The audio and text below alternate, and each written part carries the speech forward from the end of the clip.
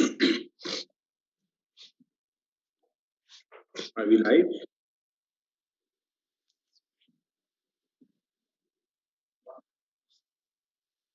Okay.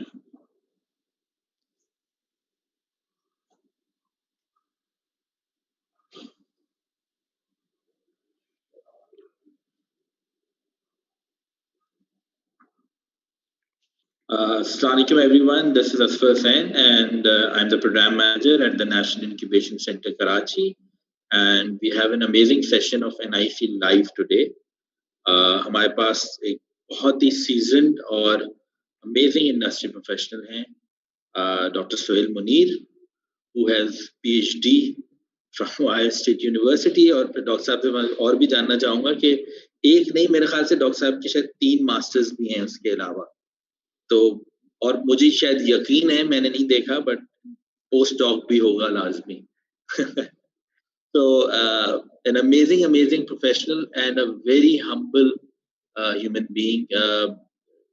Wonderful interactions with him on multiple issues, or especially with technology, किस तरह problem solving कर सकती है to change our lives. And that's why our topic and our session for today is building smart and livable cities. And from Dr. Saab's immense experience, which is over 25 years in different areas, especially in digital transformation, and then he has interest in blockchain and these new technologies and how we can leverage them. हम किस तरह फायदा उठा सकते हैं. And हम doctor साहब के एक्सपीरियंस से ये भी जानना चाहेंगे कि पाकिस्तान में क्या बन भी सकता है, क्या पायलट. अभी बहुत सारी हम बात तो करते हैं, but how easy it is, how difficult it is, और उसमें क्या challenges आते हैं, what are the opportunities. So without wasting much of your time, now I'll ask and request and formally welcome Dr. Sohail to have to NIC Karachi, and he should start his session now. Thank you, Dr. Thank you so much, Asper. Assalamu alaikum. Thank you everyone for being here, for taking the time. Basically, we'll be talking about what is a smart city. So I'll kind of step back a bit. I will not talk about what is truly a smart city, but I will share the story of Dubai. So it's a Dubai journey of how we conceived, how we defined, how we kind of provided thought leadership on what is a smart city, how to go about building a smart city. So, it's basically a smart city is an evolving term. I would say it's like that elephant in the room, it is a different thing to different people. Most of the people who I have talked to, especially in Pakistan, for them, smart city has to do with more about safe city plus IoT sensors across the city, which is going to provide insights on different aspects of the city. I would say true, that is certainly one of the definitions, but that is a very small component of what a smart city is. So I currently am a director at an organization called Smart Dubai Government. So we are like the smart city office for the government of Dubai. Not only a smart city office, but we act more as a digital transformation office, a central office responsible for digital transformation in the city of Dubai. So when I talk smart city, yes, there is a significant element of getting the insights from different elements of the city. But to me, it is initially a bigger challenge, which is a complete digital transformation for all city government entities, for pretty much everybody who is living within the city. So our goals are defined around it, and my organization is then responsible to provide the policy guidelines, do the coordination, and provide the enabling infrastructure or the enabling capabilities where those are required. So I'll kind of go through the presentation, and then we'll open up the floor to questions also. The whole idea is what I see Jahara also leading in Pakistan is, you have to think big, you have to imagine the possibilities, what is possible. So when I walk into Smart Dubai, the two things that are written everywhere in the building is, number one, inspiring new realities. Number two, be prepared to fail. So that is something that we have to experiment, innovate, try new things, and that's why I love the government in Dubai, because this is one of the governments which actually act as a startup. So somebody asked me, what is different between Smart Dubai government and startup? I said nothing. I mean, we actually have the whole element, the whole culture of innovation in this organization, and we have free Coke and free chocolates also. So that's why it's a startup which I work for. Very interestingly, the Prime Minister of Dubai, of UAE, who's the ruler of Dubai, he has given a single agenda to the government in Dubai to make Dubai the happiest city on earth. So anything that I do, my organization does, I think the single most important KPI for us is how has that contributed to the overall happiness of a resident in Dubai. And that's a very interesting KPI. We have done a lot of work in this space. I'll share some of that here with you today. So the idea is this organization leverages technology to transform citywide experiences. The whole idea, it's not about what infrastructure you have, it is about how seamless, how delightful are the citizen journeys. So I have to see, okay, I'm a citizen, I'm a resident in Dubai. Let's identify each and every journey that a citizen has to go through. And how do I eliminate friction from each and every one of these journeys? I mean, that's what I know that you are the startup community in Pakistan, and that's actually what you should be also looking at, right? It is not about what technology you are bringing in, how awesome your technology is. It is all about how you are solving a particular problem and creating a delightful end-to-end experience for your customer. Your success is going to basically depend on that. When your customer starts doing the advocacy for you, based on how delightful the experience you have created for your customer. So that's the kind of whole philosophy behind what we do, how we conceive our initiatives at Smart Dubai Government. Certainly, if for those who wanted to understand what smart cities are, what is behind smart cities, I'm not going to bore you in this presentation.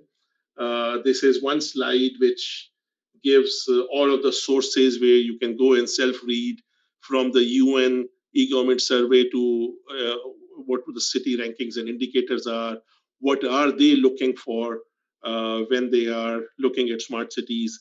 ISO has their way of defining what are smart cities, and these are the major consulting players who have enough literature in this space. So I can certainly share that later with you. There's a lot of bedtime reading for you guys here if you are interested. But for me, I'm going to go over what Smart Dubai did and how we define the smart city. So our journey started in 2000 with e-government.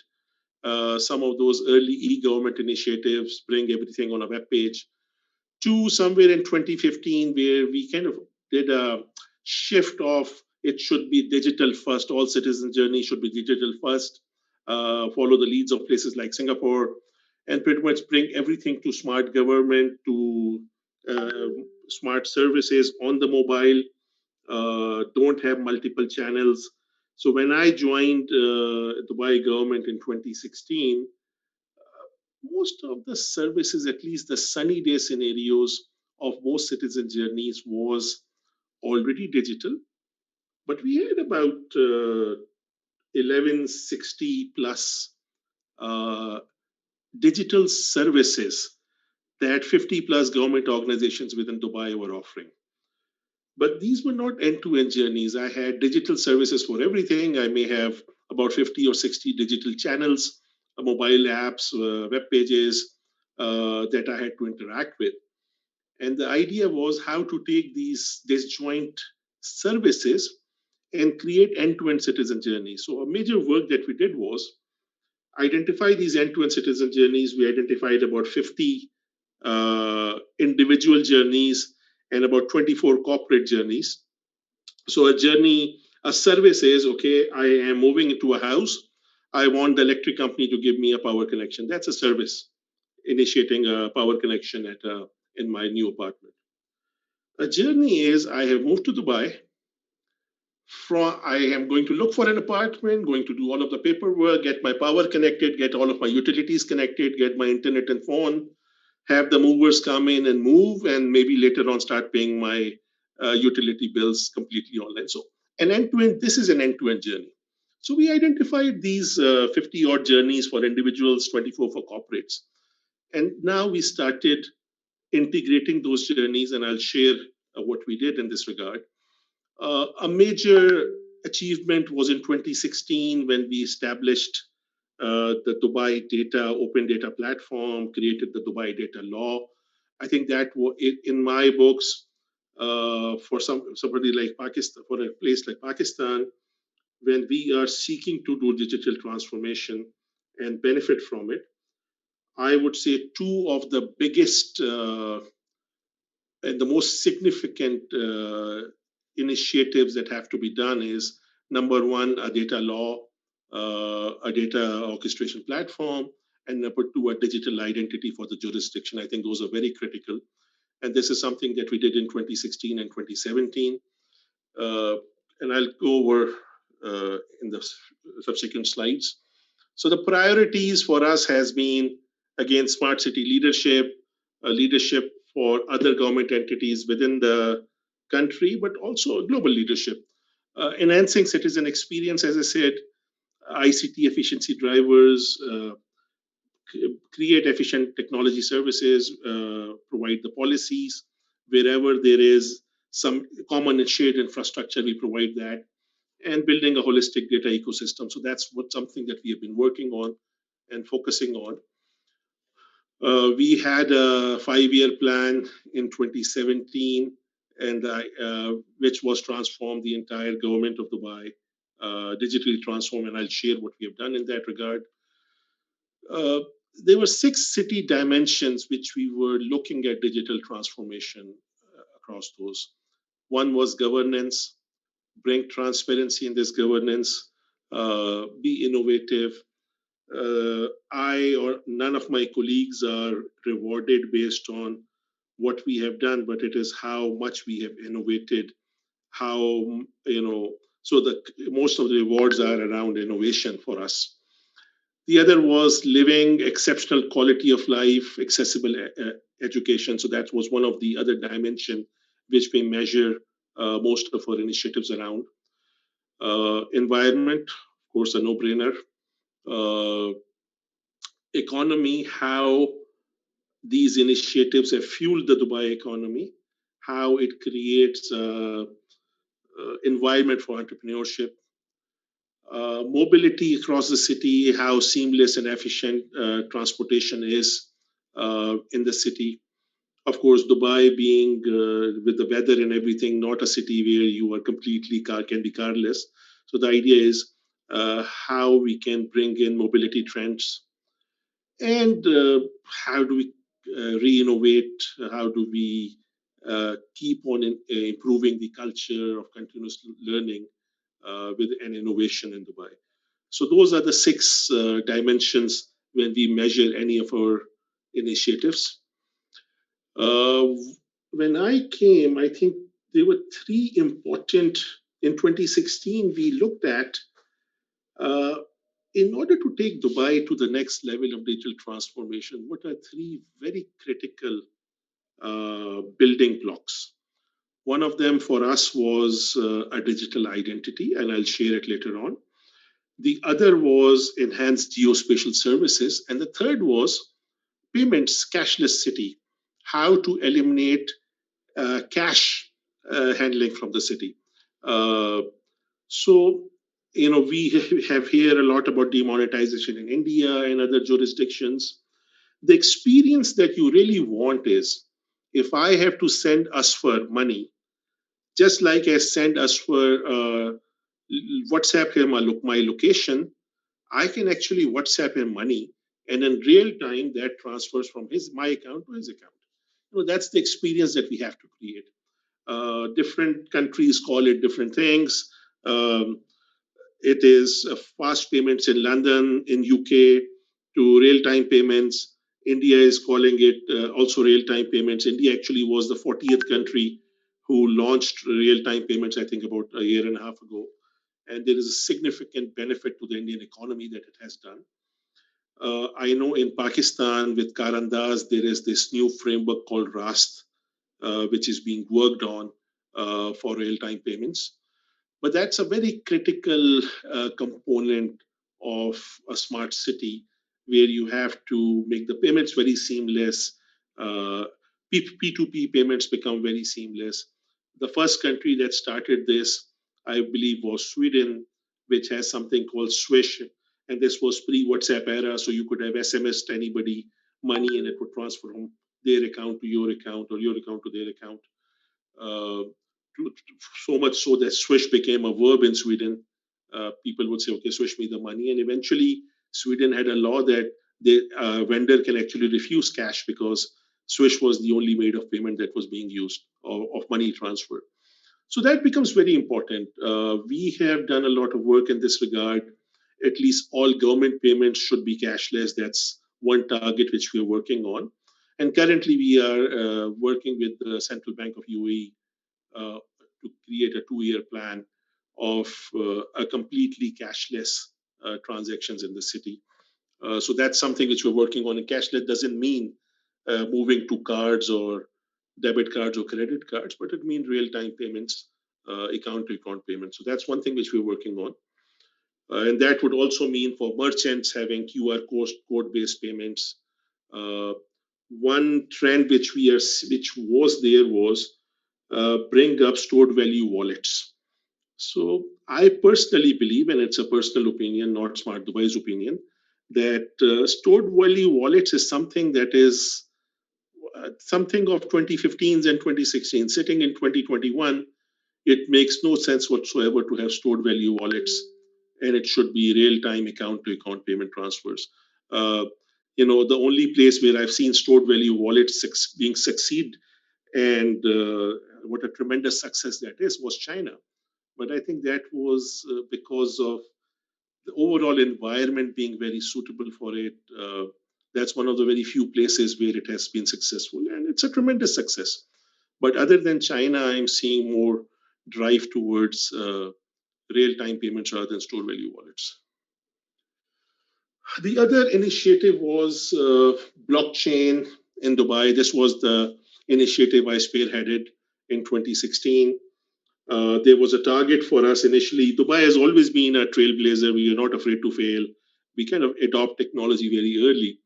So in 2016, the Crown Prince of Dubai made a target for us that by 2020, all applicable transactions should be on blockchain.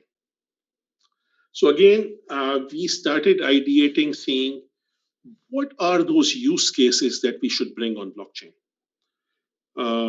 In fact, later on, initially we thought that when we say everything on blockchain, that is what truly would be digital transformation. Later on, we kind of enhanced, we realized that what we are after is not the technology, but not the means, but the end. And our end was a completely digital transformed government, completely paperless government. So I'll come on that in the following slides. So we then said, okay, what are those applicable use cases where blockchain will make us very significant value? Very first use case that we built on blockchain, which was, in my what I know, the first ever production blockchain use case in the financial sector, was that we collect payments for the entire Dubai government, all of the government entities. So we have a payment gateway that we run. We collect about $5 billion worth of payments per annum. This is 50 plus government departments and some utilities which are private sector, semi-government. So once we collect the money, the settlement and reconciliation used to take about 45 days, up to 45 days. So that was an ideal use case. Multi-parties were there. we brought this on blockchain. So that settlement and reconciliation started to happen immediately. Then we have a lot of work around the real estate sector, where we have the entire end-to-end ecosystem. Somebody There is a land is zoned. After land is zoned land is sold. Plans are approved. After the plans are approved, parcel that zoned land is then land parcels are being sold. Then development is approved.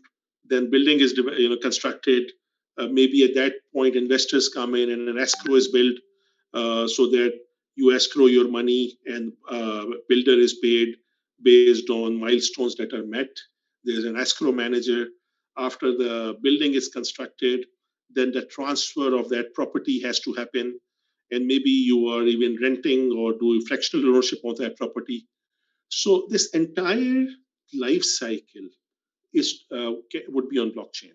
The transfer, the rental agreements, they would be completely paperless. So that's a plan that Dubai Land Department has been working on, and there are various components of this that they have done. Then there have been very interesting smaller use cases, around provenance. One of the most famous use case that happened in Dubai very early was DMCC, which is the Dubai Mercantile Exchange. There diamond trading happens there, and with diamonds, there is a big issue that the diamond is not from blood zone, from war zone, conflict zone. It's not a blood diamond. So UN has something called a Kimberley certificate, which basically certifies that this diamond is not a blood diamond.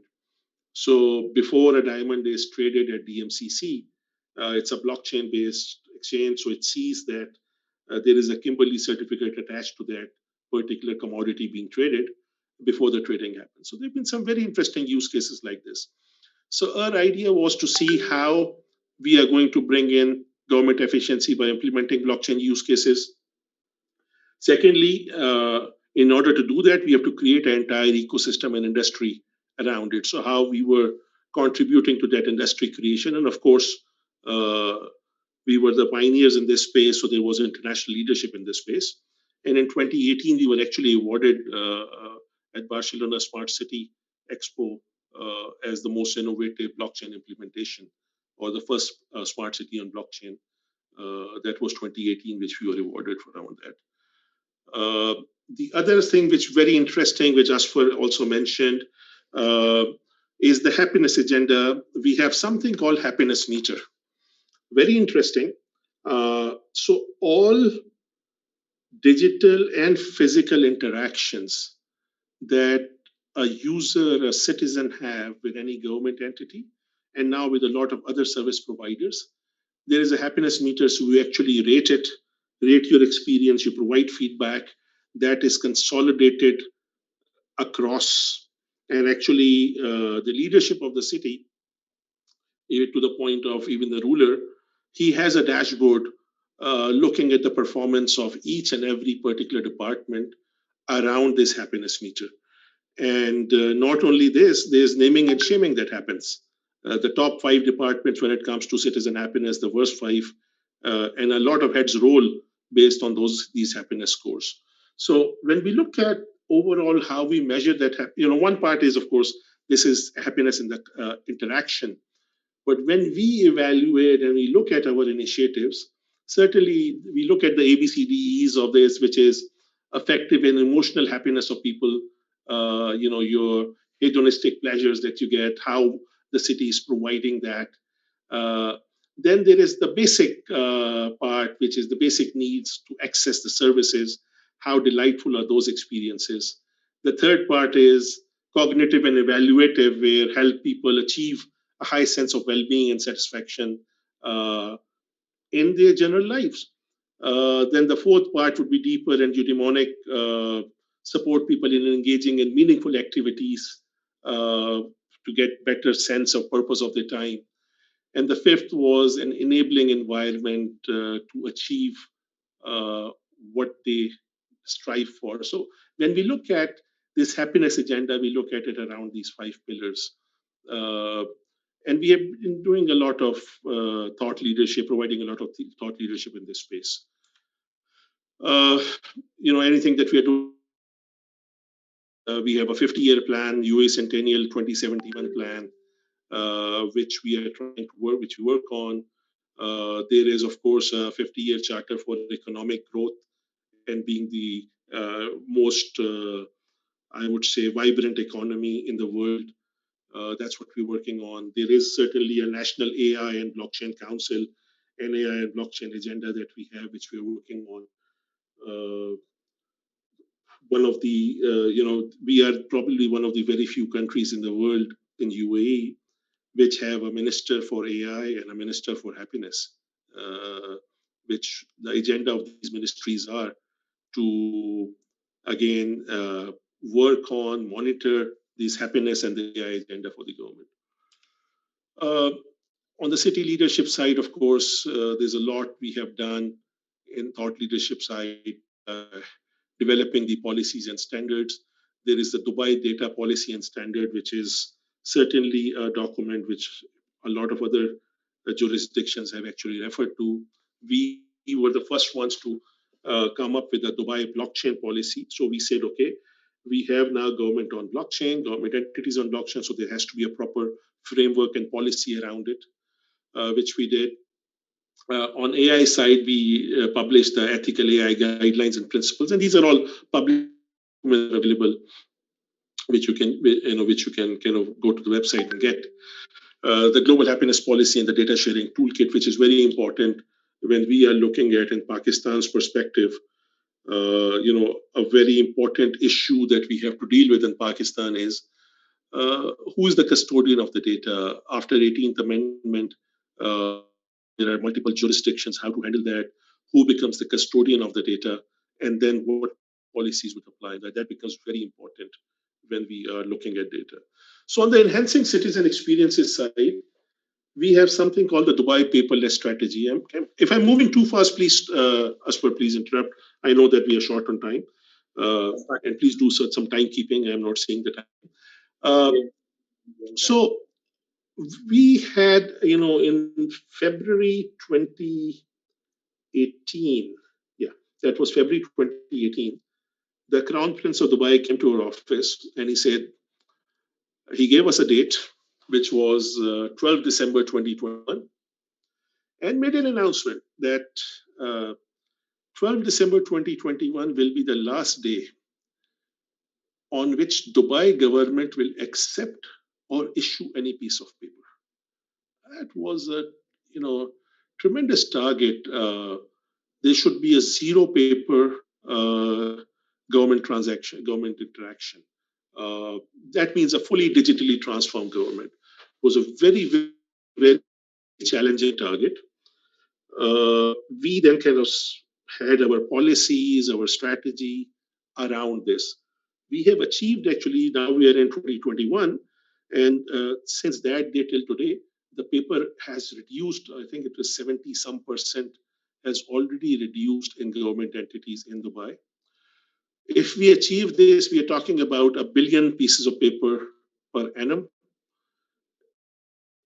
If you keep them, stack them on top of each other, that is 2 Burj Khalifas in height, about 900 million dirhams in money saved, 13 million hours free time. I think this equates to about 16 hours for every individual per annum time saved, 39,000 trees saved. I think that is more than the number of trees we have in Dubai. We are bringing, as I mentioned, that services. When I moved to Dubai, the biggest challenge was which apps to use. Everything was on apps. Which app to use? There were 50 plus apps. So there is a kind of we created this super app platform called Dubai Now, and which has micro apps. So all government services are, and a lot of private sector services are actually accessible through this single app. And it is not just services, it would be an end-to-end journey. So I would go and say, okay, I want to rent an apartment. And then it interacts with private sector players, government sector players, and helps me with that end-to-end journey. With the private sector player, there are a few aggregation websites or platforms like Property Finder in Pakistan. You have the likes of Zameen.com and Garana and those on and so forth. So similarly, here we have Bayut.com and Property Finder. So you'll start from there, select the apartment, do the contracts, the utility connections, and at the end there are a few private sector players who, let's say, would help you bring the movers in to provide you end-to-end service. And then this platform, we then create a marketplace for private sector players also. So currently we have about over 120 services, 30 entities are on this platform. I make all of my payments with this single platform. When I go to a gas station, it basically looks at the geolocation of where I am. It asks me which is the pump number, and after the fuel is done, I click on a button and the payment is made. There are those kind of services. It makes it's my single payment app for all government services and utilities. But pretty much anything else that I want to do, I want to renew my residency visa. Anything that I want to do is coming from this single app, which has multiple micro apps in it. The other very critical part is UAE Pass, which is a national digital identity. I would say this is the single most important building block for digital transformation anywhere in the world, and a very critical thing that Pakistan needs, and Nadra or somebody else should be doing that. Uh, the UAE Pass is anchored to Emirates ID, which is the equivalent of another ID card. It is my digital identity. It lets me authenticate. It lets me provide my KYC when anybody's kind of getting my KYC from integrated with this app. The central bank has allowed all of the banks to use this for onboarding of a banking customer as a KYC source. No need of eyeballing anymore. And plus, all of my signatures, I can digitally sign any document. There's a digital signature law in UAE that allows using uh, signature platform like this, which is anchored to your ID, for all kind of documents which are equivalent to handwritten signature. The current exceptions are will, divorce, marriage, negotiable instrument like a check, or sale of property or lease of property for more than 10 years. So these are the exceptions. Any other kind of document can be digitally signed and is equivalent to a handwritten signature. And I believe there are some new laws in the works which will eliminate everything else but divorce. So will, marriage, negotiable instrument, they would all be allowed using a digital signature. Uh, Again, I mean, cannot re-emphasize more. This is the single most important building block for digital transformation. We had a very interesting new initiative last year, Invest in Dubai, which is basically a single window for ease of doing business. You can form your company, get all of the relevant. So if you have to open a restaurant, not only that you have to form a company, but you have to then go and get your municipality certificates, municipality clearances, food department clearances. So everything is now with one single journey from one interface. You don't have to go to 20 government entities. This is a very significant building block for ease of doing business in UAE. Uh, this is now a platform called invest.dubai.gov.ae. And not only this would integrate with the Dubai data platform. So if I have to open a restaurant, I can actually get insights. It will help me through a conversational interface. Okay, what kind of restaurant you want? Or I want a Karak Chai restaurant. Okay, these are the areas. This is the demographics of desis in this area. Already 21 Karak Chai restaurants. So maybe you don't need it here. So, it's a very interesting conversational interface that we basically are going to build along with this. Some of the ICT efficiency drivers, I think this is something that PIFRA initially tried to do with Pakistan. Much more could be done on this, which is a GRP, a government resource planning platform, common platform for all government entities, 70 government entities, 71,000 employees on this. For all of you entrepreneurs there, with this kind of data, there is so much fun that you can have. I was teaching my internal team on data science, and we came up with a very interesting idea. Okay, I have data of employees, attendance, resignations, hirings of the last 16 years. What can I do with this? So one of my students came up with a very interesting idea. He said, okay, I have all of this data. Can I predict that this employee is potentially going to resign in the next 6 months? So can I look at create a data model? We're looking at the employee attendance and other behavior from GRP. Can I predict? And the results have been phenomenal, actually. So there is so much that you can do with such kind of a common platform, and so much innovation that can come in with this. Uh, the other app, there's a front end to this, which is called Smart Employee. So anything that I have to do with regards to my HR approval process, punch in, punch out, there's one common app which we use for this purpose. We are also using this app for now your COVID vaccination records and what you call the distancing part. Then we have a again on GRP, we have a front end platform for Smart Supplier, which is a procure to pay platform for the entire Dubai government that we have. 40,000 purchase orders were generated on this just last year, 100,000 plus invoices. So again, a major platform that government of Dubai is providing as a shared service. Dubai Pay, as I said, is a common shared platform for payments. We have so far, in the last 5 years, collected 88 billion dirhams on this platform. Now this was the first platform which is on blockchain, so any payment settles and reconciles immediately on blockchain. A Pakistani company actually implemented the blockchain platform here. A common hiring platform for entire Dubai government, that's called Dubai Careers.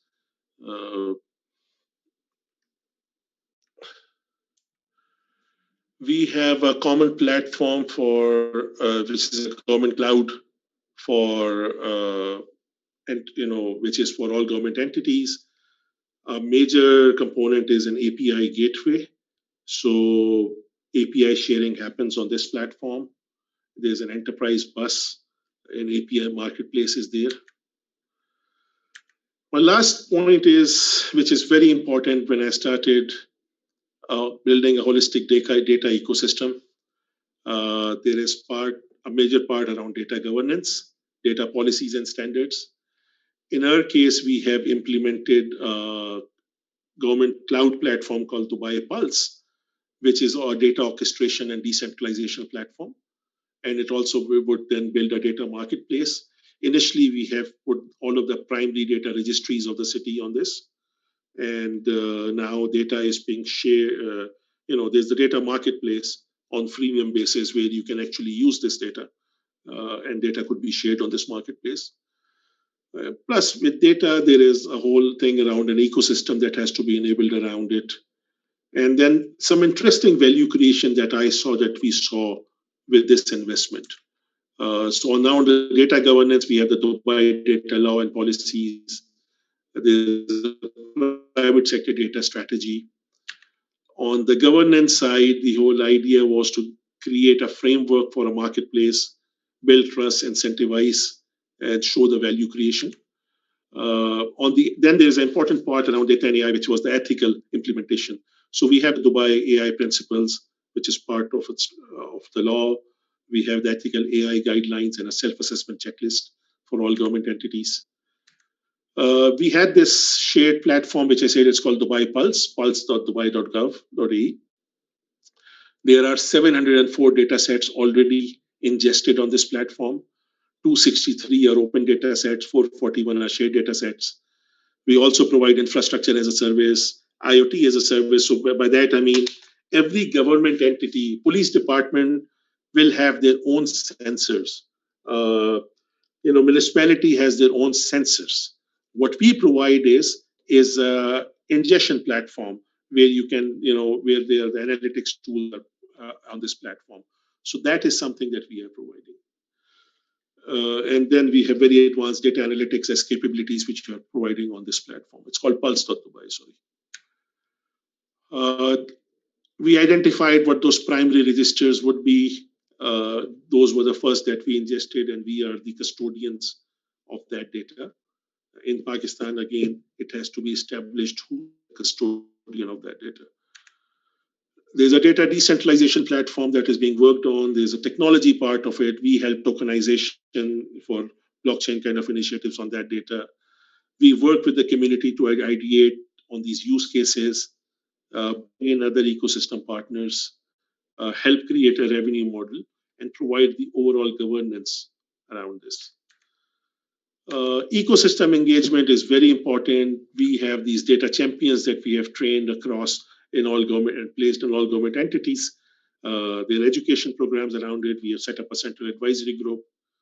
Each sector has their own data committee. We have a chief data officer on board with each of these entities, and a data science lab, which basically helps. And data clinics is basically bringing them over, helping each government entity. So providing that kind of support to all government entities. Data first challenge, the idea is when we look at any application, the whole idea is how this will increase the data availability in the city. We have something called a data lab, which kind of we go through this whole idea generation, design thinking, and data science. So we kind of help government entities in this entire process. A very critical part whenever I talk to any government entity in Pakistan is that the solutions are going to lie within your organization. The whole idea is to help educate your team how to do service design thinking, how to look at all of the assets that are within your organization and improve the services. That becomes very important. Some interesting value creation which became very important with all of this investment was, again, our COVID dashboard. We were accurately able to predict the spread of COVID, the impact, the value of when to do lockdowns. That was governed by data, which helped us a lot. There is the Dubai economy dashboard, which is used by pretty much all of the investors in UAE. A very important thing when COVID came was the food security. So Dubai imports all of its food, right? So the very first thing that we did was we had the data. We created a whole dashboard of how secure is the food supply. Where do we stand right now? What is the supply index? What is the stock availability at every retailer? So we had this information to the retailer level, where what commodity, what is the requirement, what is there in the market, what is there in the stocks, what impact will it have had on price index. So just because of this investment, when COVID struck, I think we were live with this in April 2020, which is basically 2 months before after the whole fiasco started. A very interesting thing, we have invested significantly in technology. And what my organization estimates is that for every 1 dirham spent by us, the value to the Dubai economy in terms of saving and value creation was 6 dirhams. So that was a 600% value that we believe was contributed to the Dubai economy by our tech investments over the last 20 years. I'll open the floor for questions. That was a bit about me, as Par was mentioning. So I basically have about 30 years under the belt. Last 6 years, I was with Smart Dubai government. Before that, I had my own gig in Pakistan. And prior to that, I was in the US with Bell Labs for about 4 years. So I have 2 doctorates and 4 master's degrees that Asfar was saying. That's it. Thank you, Rasam. Thank you very much for a very insightful presentation. We have time for 2 or 3 questions. So 2 or 3 learnings that we can have for Pakistan immediately. You mentioned about RAS and real-time payments. How much is it doable to have the financial inclusion perspective, and at the same time, most of the Pakistani population is benefited from these real-time payments. Exactly. We have the So what's your take on it? Is it easy to uh, spread far and wide across Pakistan, and let's say outside the KLI, what we say, the Karachi, Lahore, Islamabad region, or far and wide to all parts of See, Pakistan? How? it's a good question. Let's just see what is already there, right? Uh, so when the Supreme Court mandated the telecom industry in 2013 to have biometric verification, otherwise they will not allow any SIMs to be activated, there was a large hue and cry, right, that it is not possible. Uh, but the Supreme Court said nothing doing, despite the telecom industry not wanting to do it. I remember those days. It was one of the, I think after Nadra, this was the biggest tech initiative in this part of the world. I remember 80 million SIMs activated in the first 12 months, right? I was a small part of that initiative. And when I tell and quote anybody anywhere else in the world that this was achieved, nobody believes that this is possible. 80 million SIMs activated in 12 months, or 80 million biometric verifications happening from scratch. And as I know today, there are about 100,000 plus of these devices at every panwala and every retail outlet, right? So that actually helped a lot when we talk about MFS, when we talked about even if initially started with easy Pesa transfers, it certainly contributed a lot to the economy. It supported a normal person. Now that becomes a branchless banking account. So for financial inclusion, this was very critical to have branchless banking in any jurisdiction that we are seeing, including Dubai. One of the pains that we have is we have 500,000 unbanked population even in UAE, and this Dubai's total in Dubai, I'm sorry, and Dubai's total population is 4 million plus. So you're talking about 10-20% unbanked from that matter. But so same is in Pakistan, I think catering to the unbanked is very important. It's a critical part for State Bank. Also, there are lots of initiatives in that space. But the value that this brings in by something like Rast, if that dream, that whole vision is realized, I can transfer money in real time. Economy gets documented. That convenience of money transfer and not having to cash. Cash is very expensive. To me, in UAE, the value of cash in my calculations is about the cost of cash is north of 6%. So when you say cost of cash, cash has to be handled. There is security around cash. Cash gets soiled. Notes have to be replaced. So to the economy of Pakistan, I mean, cash has to be much more than 6%. The cost of cash. It definitely has to be much more than 6%. I don't know what that number is, but it has to be very high. So one part is sorry. हम पान ज्यादा खाते हैं ना तो हमारे note ज्यादा So I know the replacement, security, and so on and so forth. So that is one part. But more importantly, when the industry gets documented, when it becomes very easy for a cottage industry person who is creating a product to get her payments, buy something like Easy Pass or other such mechanisms, that adds a lot of value to the economy. So it is very critical. Real-time payments, once you have that, it will further payments. I can send you a request to pay. A small retailer can send you a request to pay. So those payments will become digital. It will document the economy. It is going to save the significant part of cost in accepting payments. So I think that's, I don't know if I answered your question, but that becomes a very critical part. And I think Rast is a step in the right direction, at least what I have read of the document. It has covered all of those aspects. That sub-second transactions to happen, in a second. P2P should be free. You make money from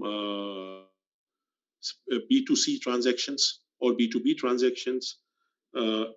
Transaction settlement should be happening from my account in real time between the accounts. And as I said, the ultimate experience is like I send you a location, I can send you money on WhatsApp.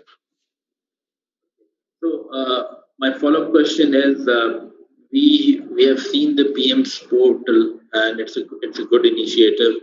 I have personally used it and have had great response, where you have this centralized complaint management system, and then different departments or different ministries inside the government have their communication and their sharing of data and trying to solve a problem and trying to solve an issue.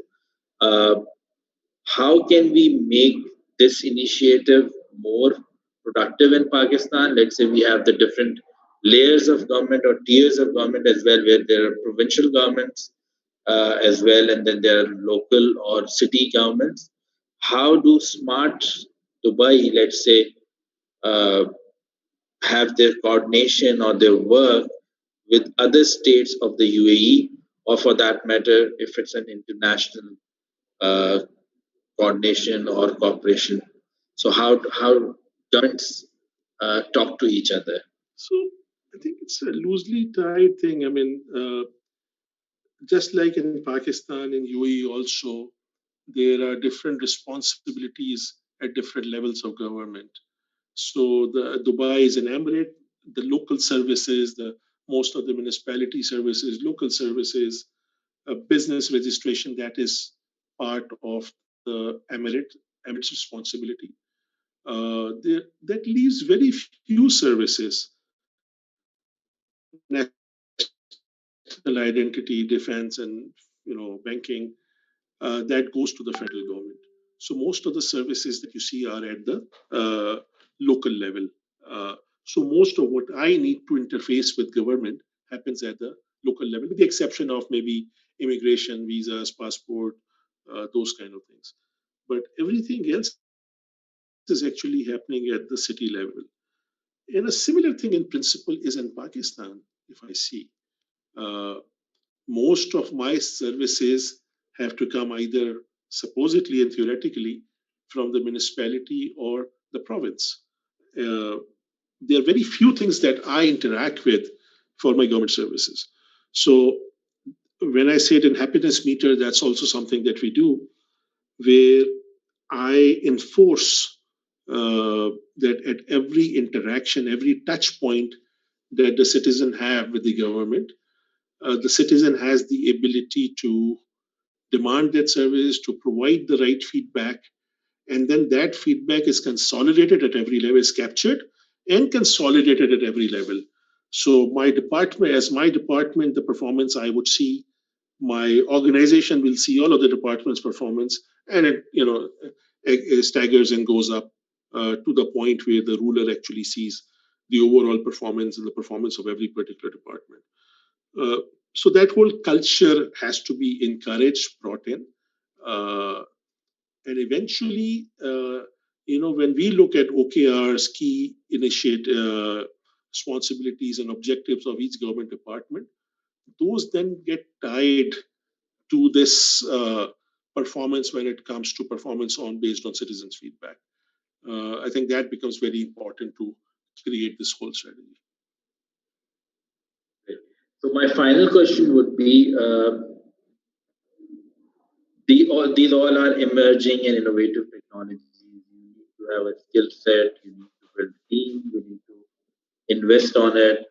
And like you shared at the start of the session, that Smart Dubai government initiative acts as a startup, and you, for every one dirham you spend, you think in a scalable way that it will save or it will benefit 6 times or 8 times or 10 times. So adopting these technologies for a country like Pakistan, how can we send the right messaging of a cost benefit analysis of adopting these technologies, of making our cities, our country more in line with what's happening around the world and especially in Dubai. So the adoption at the government level, uh, what should be the right framework for it, or the first stepping stone towards it? think you have multiple questions in this. Number one is based on my interaction with any government in Pakistan, uh, that realization that investment in digitization is going to, bear dividends. I think that realization, luckily, is there. When I say all governments, I mean pretty much my interaction with. I didn't want to use the word here, but all political parties here, I see their leadership at least have this realization that this is not something that they can live without. The right level of investment and focus on digitization has to be there. Pretty much in the last 10 years, and now I have seen all governments to at least in principle agree to this, right? So that's one part. A very important part is on the overall strategy. Identify how to go about this, and I think one approach is to benchmark with all of the other major players.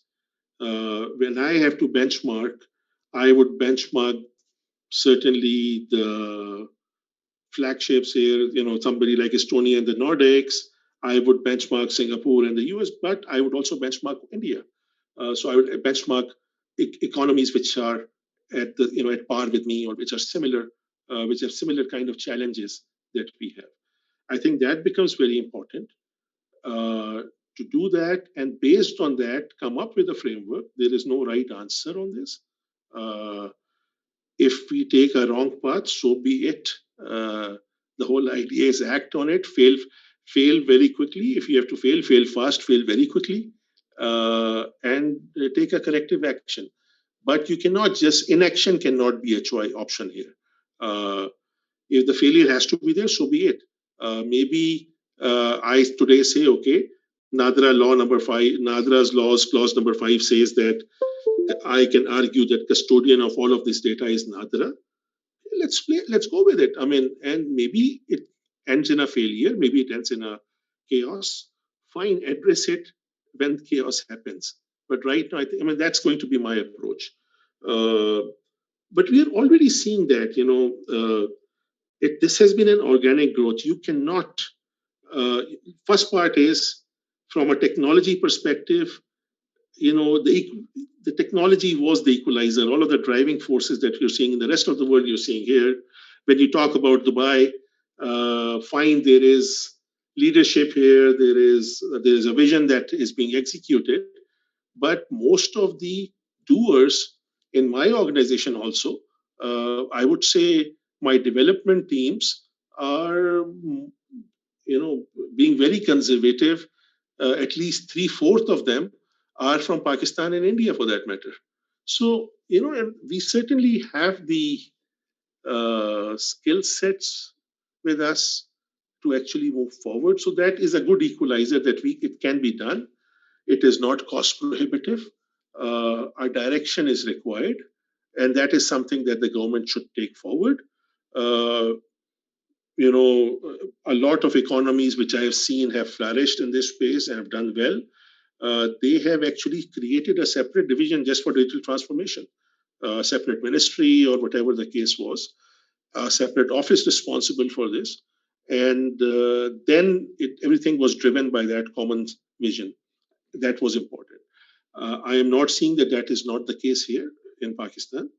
I believe that that realization is there. That those initial initiatives are there, so that's a good part.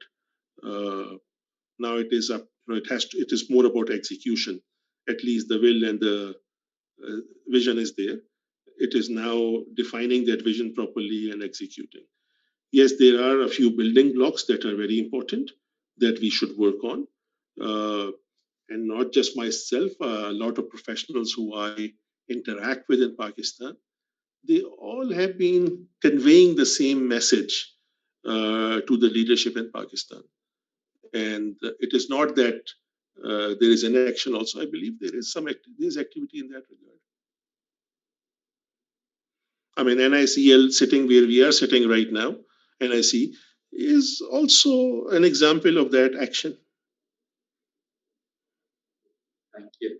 So we are done with our questions. Just the final follow-up a question from Nasir Naqvi Saab.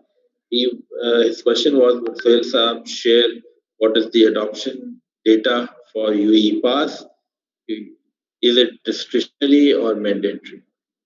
Okay, good question, sir.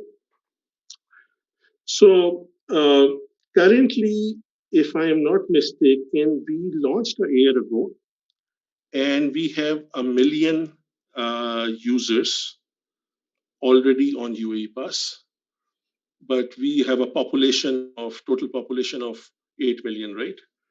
Dubai total population of 4 million. One thing we realized was a challenge where we had one friction in this. So where we were making everything digital, the idea is that you don't have to go anywhere. So UAE Pass currently is issued where I have an Emirates ID. I have to, I download the app, I sign up, I do my phone number verification, I do my email verification, I scan my ID card, but then it wants me once to go to a kiosk, which is spread all across the country, enter my Emirates ID, put my fingerprint so that it validates me once. Now, that was a major friction for asking you to once in your life go to a kiosk. And that became a major issue in adoption. So we have implemented digital onboarding, which basically means that after you have signed up, you basically take a picture of your Emirates ID, and then take a selfie video. It asks you to do a random gesture, smile, turn your face left or something, and then it uses AI to match your face to the data you have of Emirates ID, and then your UAE pass will be issued and fully activated. So this new digital onboarding is something that we have recently launched, and currently the national security team is evaluating if they are satisfied with this and allowing us to make it go public.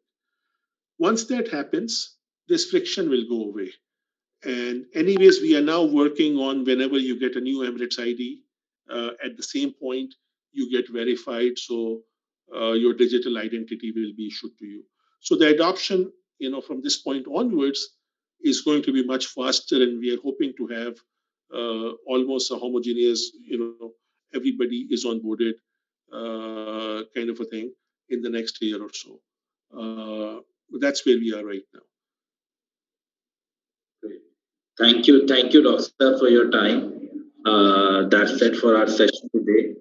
And it was a wonderful, wonderful, amazing session. So much learning in 60 minutes. And thank you for your time. We will keep bothering you, inshallah, and we'll gain more knowledge and more insights from you. So thank you for your time.